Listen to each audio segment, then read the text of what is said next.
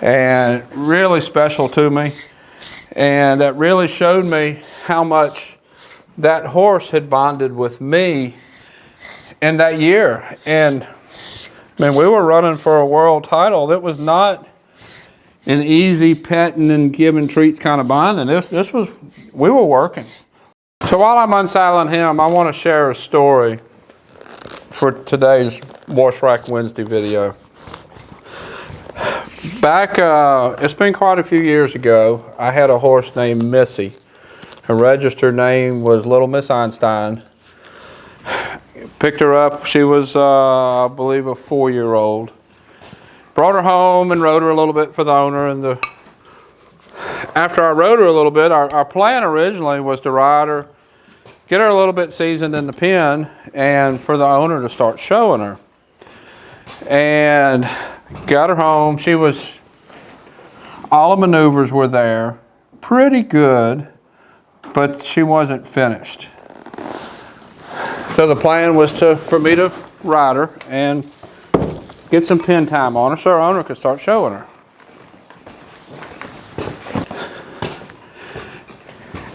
And we got her home. This was in the fall. I don't remember what year, around 2010. It's been a good while back. Got her home, and me and her, we clicked really good. She rode really good for me. Just a really nice, just everything was nice about her. No issues. Even though she wasn't finished, she just tried to do everything that I asked her to do. And I'm always hearing people talk about wanting to bond with their horse or not being able to bond with their horse. And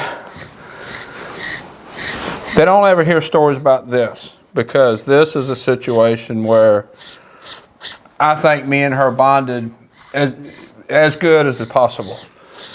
So at the beginning of the following year, which we'd got her in the fall, I started hauling her to a few shows.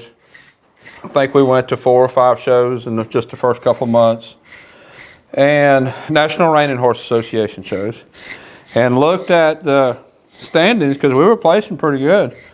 Looked at the standings, and in like May, we were sitting like 4th in the world rankings, and thought, wow, you know, maybe we need to think about changing our plan a little bit. Instead of going with the plan we had of the owner showed her, maybe see what we can win on her as a title. That would help her value as a broodmare. Then the owner started showing her. So we ended up, that's the plan we went with. And in the process, me and her we just clicked really good. And we ended up winning the National Reining Horse Association World title that year. And she went home. And it was about 2 years later, maybe 3 years later. It was several years later. I was sitting at a show at a barn aisle, and we were just sitting in chairs, just talking. There was a group of us, and the owner came around the end of the barn aisle leading the horse. And just as soon as they came around the end of the barn aisle, that horse's ears perked up and they locked straight on me. And they're walking down the barn aisle, coming down the aisle, and that horse pulled the lead rope away from the owner and came and put her head in my chest and nuzzled in my chest. And really special to me. And that really showed me how much that horse had bonded with me in that year. And I mean, we were running for a world title. That was not an easy petting and giving treats kind of bonding. This was, we were working. We were both working towards a goal, and we accomplished the goal. I never pushed her past what she was capable of. And in the process of all that, she really gained a lot of confidence in me, and she gained a lot of confidence in herself.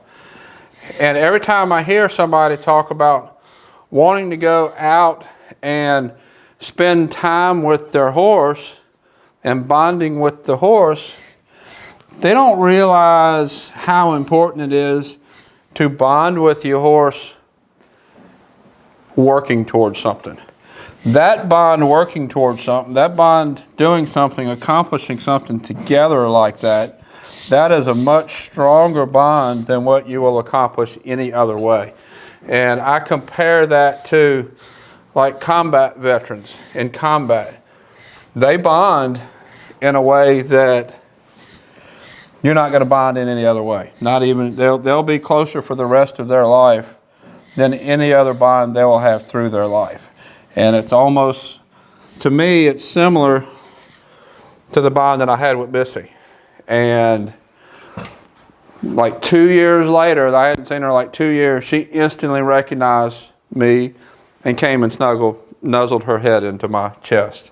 And that bond is, to me, how you should be bonding with your horse. Not going out and sitting in the paddock and feeding treats, or even just here brushing. Brushing's a good start, but it has to go a lot deeper than that. You have to experience something together that brings you together. Just sitting here getting something from each other is not really bonding. That's not what bonding is about. That's codependency. That's not bonding.